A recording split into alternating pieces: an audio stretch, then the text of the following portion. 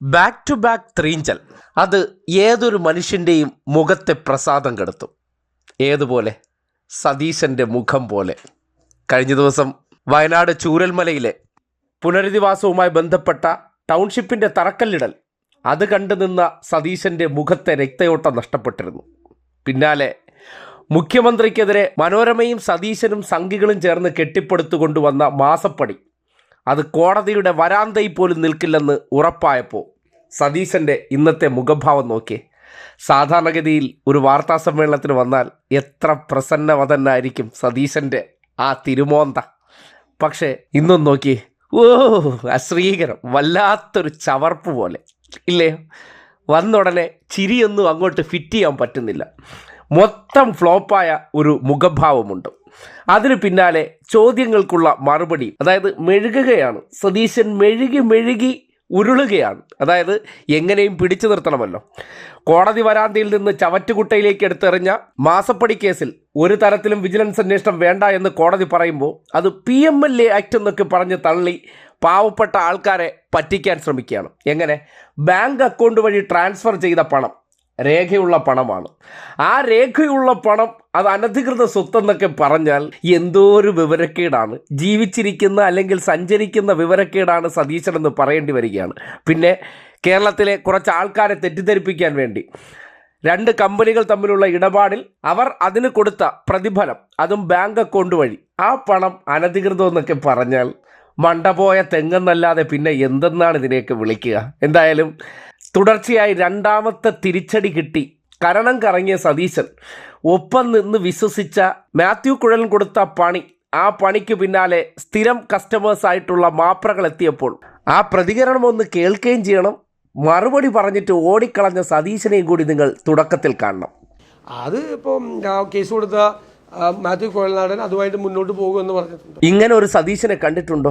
ദേ വരുന്നു, ദാ പോകുന്നു, അതായിരുന്നു അവസ്ഥ. അതായത് ഒന്നും പറയാനില്ല. പിന്നെ ഇപ്പോൾ എന്തിനും ഏതിനും ഞാൻ അവരെ രാവിലെയും ഉച്ചയ്ക്കും വൈകുന്നേരം കണ്ട് എന്ത് വിഷയം വന്നാലും ഈ മാരണങ്ങൾ എന്നെ തിരക്കി ഇപ്പോൾ ഫ്രണ്ടിൽ വന്ന് നിൽക്കും. അവരെ തള്ളിപ്പറയാനും പറ്റില്ല. അതുകൊണ്ട് നിവർത്തികേട് കൊണ്ട് മുന്നിൽ വന്ന് പറഞ്ഞു പോയതാണ്. കരഞ്ഞു പോയില്ലെന്നേ ഉള്ളൂ.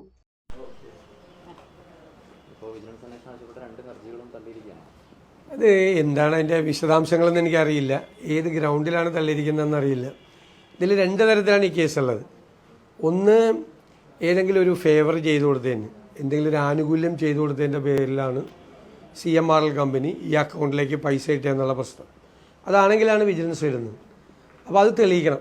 അങ്ങനെ വേറെ ഏതെങ്കിലും കാര്യം ചെയ്തു കൊടുത്തതിൻ്റെ പ്രത്യുപകാരമായിട്ടാണ് ഈ പൈസ ചെയ്തിരിക്കുന്നത്. അത് തെളിയിക്കാൻ പറ്റിയില്ലെങ്കിൽ വിജിലൻസ് അന്വേഷണം നിലനിൽക്കില്ല.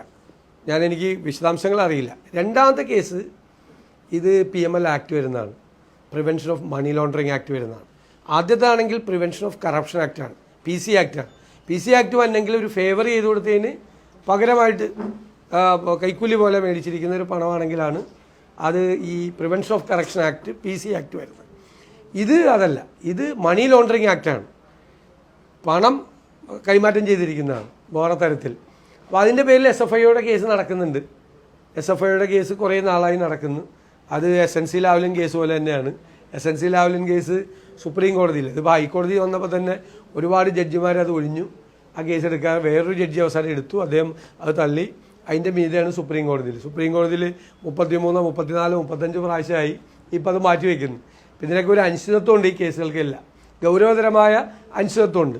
അപ്പോൾ അതാണ് അന്വേഷിക്കപ്പെടേണ്ട ഒരു വിഷയം. എന്തായാലും ഈ ആരോപണം നിലനിൽക്കുന്ന ഒരു ആരോപണമാണ്. കാരണം ഇവരുടെ അക്കൗണ്ടിലേക്ക് ഈ പൈസ വന്നിട്ടുണ്ട്. അവരുടെ മൊഴി, അവർ വേറെ സർവീസൊന്നും ചെയ്തു കൊടുത്തിട്ടില്ല ഈ കമ്പനിക്ക് എന്നാണ്.